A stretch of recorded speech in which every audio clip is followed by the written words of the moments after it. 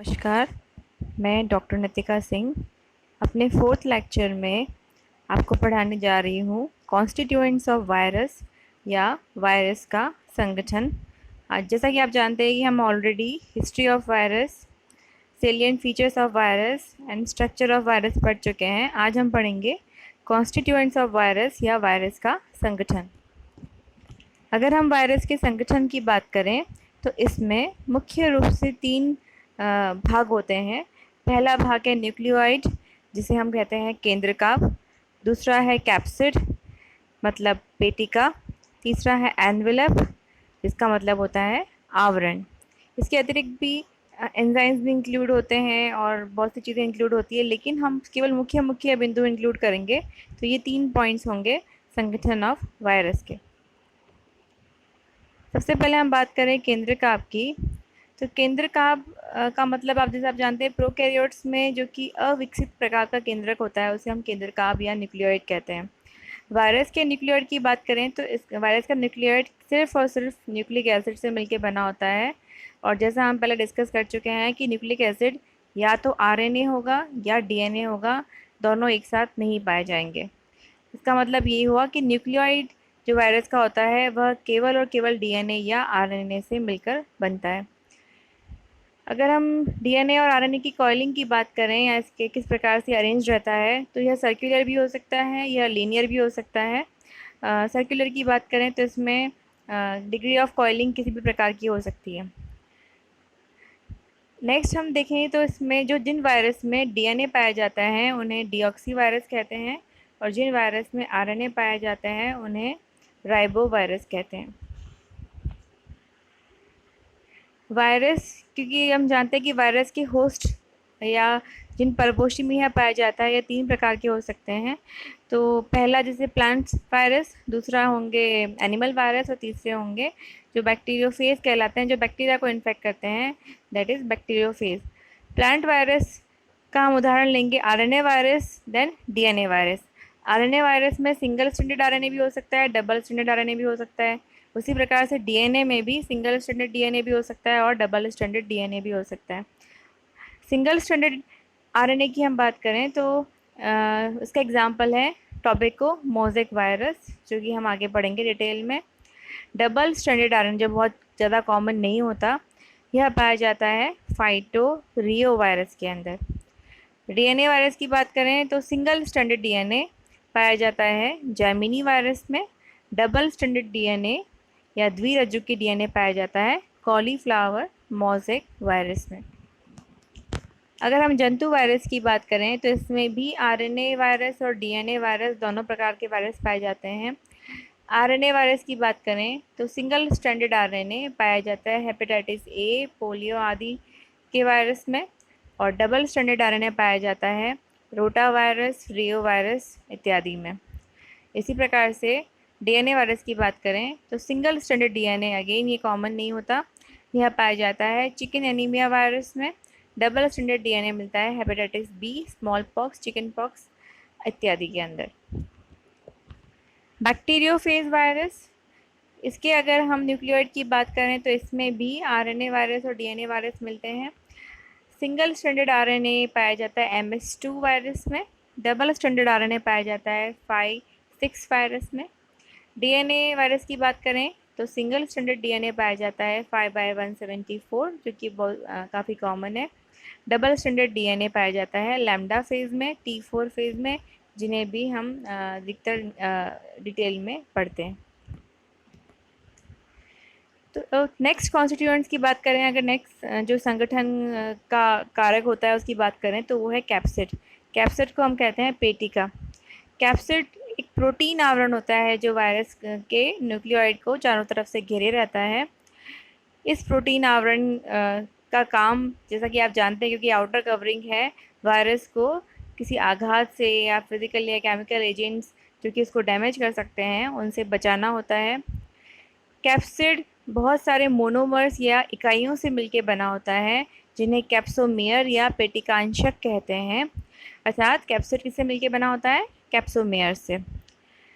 उदाहरण के रूप में यदि हम टोबैको मोज़ेक वायरस की बात करें तो यह 2130 कैप्सोमेयर या पिट्टिकांशक से मिलके बना होता है।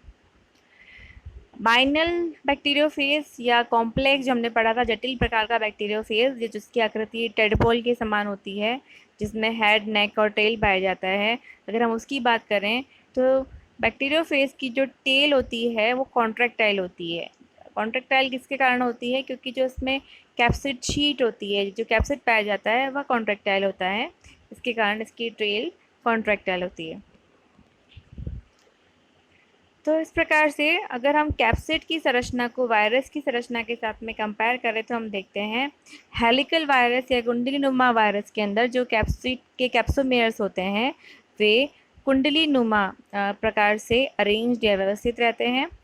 पॉलीहेड्रल वायरस जो कि बहुफलकीय वायरस होते हैं, इसका जो कैप्सिड होता है उसमें कैप्सोमेयर्स का अरेंजमेंट इस प्रकार से होता है कि वे एक सममित आकृति बनाते हैं, चाहे वो चतुर्भुज हो, अष्टभुज हो, षटभुज हो, जो भी है। इसके बाद में कॉम्प्लेक्स वायरस की हम बात करें तो कॉम्प्लेक्स वायरस के अंदर हेड होता है, नेक होती है, टेल होता है, और जैसा कि मैंने आपको पहले बताया था कि इसकी जो टेल होती है वो कॉन्ट्रैक्टाइल होती है। आप चित्र में देख सकते हैं तो ग्रीन कलर का जो शीट दिखा रहे हैं वो कैप्सिड की शीट है, और ये इसके टेल का पार्ट होता है, ये कॉन्ट्रैक्टाइल होता है, जिसका कि बैक्टीरियोफेज के डीएनए का जो भी न्यूक्लिक एसिड होता है जब ये अपने होस्ट में प्रवेश करता है तो उसमें इस शीट का बहुत बड़ा योगदान होता है। नेक्स्ट और तीसरा जो भाग है वायरस का वो है एनवेलप या आवरण। पहले ही हम पढ़ चुके हैं कि सभी वायरस में आवरण नहीं पाया जाता, आवरण कुछ वायरस में मिलता है जिन्हें हम एनवेलप्ड वायरस कहते हैं, और कुछ वायरस में आवरण नहीं पाया जाता। हमने बताया था कि सामान्यतया जंतु वायरस में एनवेलप पाया जाता है, पादप वायरस में सामान्यतया एनवेलप नहीं पाया जाता।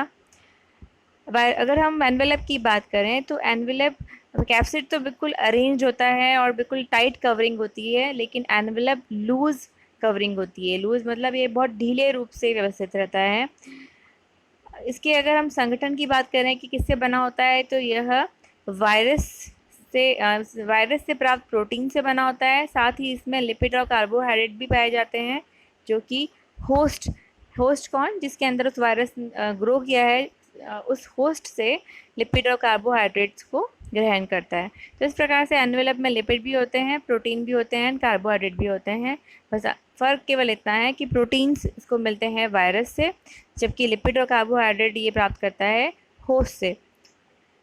अगर हम इसकी यूनिट की बात करें तो प्रोटीन यूनिट्स इसकी कहलाती है पैप्लोमेयर्स या पैप्लोमर्स। अब एनवेलप का कार्य क्या है? एनवेलप का मुख्य कार्य होता है कि वायरस को होस्ट की सरफेस पे अटैच करना।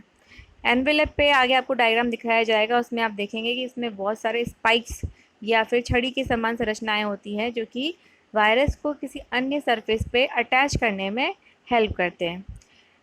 इस प्रकार से अगर हम एनवेलप्ड वायरस की बात करें उदाहरण के रूप में HIV virus, herpes virus, vaccinia virus, अभी वर्तमान परिप्रेक्ष्य में देखें तो कोरोना वायरस, ये सभी वायरस एनवेलप युक्त या एनवेलप्ड वायरस के उदाहरण हैं।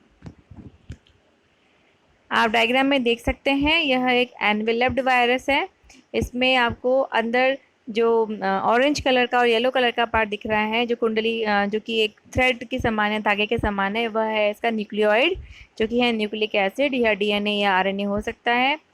इसके बाद में जो येलो कलर की कवरिंग दिख रही है आपको, यह है इसका प्रोटीन कोट जिसे हम कैप्सिड कहते हैं, जो कि कैप्सोमियर से मिलकर बना होता है। उसके बाद आपको जो ग्रीन कलर का भाग दिखाई दे रहा है यह भाग कहलाता है एनवेलप, और एनवेलप के ऊपर जैसा कि मैंने कहा था कि अटैचमेंट के लिए आउटग्रोथ पाई जाती है, तो ये जो आउटग्रोथ आपको दिख रही है जो कि ब्लू कलर की हैं, ये किसी सरफेस पे, होस्ट की सरफेस पे अटैचमेंट में हेल्प करता है। तो ये एक उदाहरण है, ये डायग्राम एक उदाहरण है एनवेलप्ड वायरस का। अभी अगर हम कोरोना वायरस की बात करें तो यह भी एक एनवेलप्ड वायरस है, जिसके अंदर आप देख सकते हैं कि पिंक कलर का न्यूक्लिक एसिड है, और इस न्यूक्लिक एसिड के साथ में ही इसका कैप्सिड भी है। तो ये एक न्यूक्लियो कैप्सिड कहते हैं जो पिंक कलर का पार्ट है उसे, और जो आउटर कवरिंग दिख रही है वो है इसका एनवेलप, और इसमें अटैचमेंट के लिए आप देख सकते हैं कि स्पाइक्स मिल रहे हैं। तो इस प्रकार से हमने आज इस लेक्चर में वायरस के संगठन के क्या क्या मुख्य घटक होते हैं उनको पढ़ा। इसके अतिरिक्त वायरस में कुछ एंजाइम्स भी पाए जाते हैं, अलग अलग वायरस में अलग अलग प्रकार के एंजाइम्स मिल पाए जाते हैं, इन्हें भी आप इसके अंतर्गत पढ़ सकते हैं। लेकिन मुख्य रूप से आपको इन 3 भागों को ही वायरस के संगठन में पढ़ना है।